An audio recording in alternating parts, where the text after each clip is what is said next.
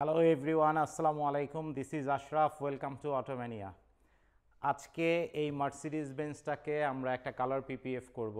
যদিও এই গাড়িটা অলরেডি কালার পিপিএফ করা আছে, কোনো একটা স্বনামধন্য প্রতিষ্ঠান থেকে একজন ফরেনার দ্বারা এই গাড়িটা ইনস্টল করা আছে, বাট স্টিল ইনস্টলেশনের ভেতর অনেক ধরনের ইমপারফেকশন আছে, যেটা হয়তো ওনারের পছন্দ হয় নাই, উনি কালারটা আবার চেঞ্জ করে ফেলতে চাচ্ছেন। সো প্রথমে আমরা ইমপারফেকশনগুলো দেখাই, আফটার দ্যাট আমরা ইনস্টল করব এবং আমাদের ইনস্টলেশন কতটুকু পারফেক্ট হলো এটা যখন ফিনিশিং দিব, আফটার দ্যাট আমরা আবার ভিডিওতে দেখাই দিব। আশা করি সবাই ভিডিওটা এনজয় করবেন। এখানে যদি আমরা এখন ইনস্টলেশনটা দেখাই, এখানে বেশ কিছু প্যারালাল লাইন মার্ক দেখা যাচ্ছে। অ্যাট দ্য সেম টাইম এখানে গ্লু লাইন আছে। হ্যাঁ, যখন ইনস্টলার ইনস্টল করছে এগুলো সবই হচ্ছে গ্লু লাইন। দ্যাট মিন্স আমি কিছুটা জায়গায় স্কুইজ করেছি, ওখানে একটা টাইম ডিউরেশনে আমি বিরতি নিয়েছি, দেন আবার আমি ইনস্টল করছি, দ্যাটস ওয়াই এই গ্লু লাইনগুলো আসছে।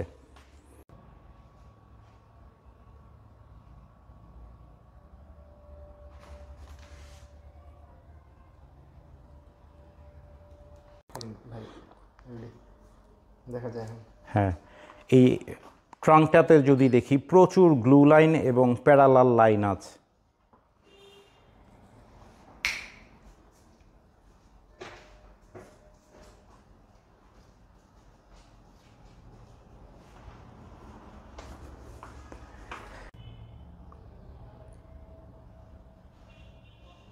কর্নার এবং এইজগুলা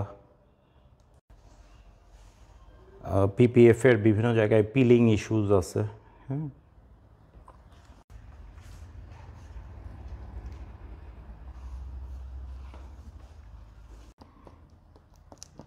এটা একটা বিগ বাবল।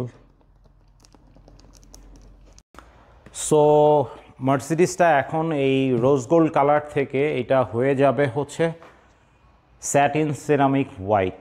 হ্যাঁ, এটা জেনোশিল্ডের কালার পিপিএফ।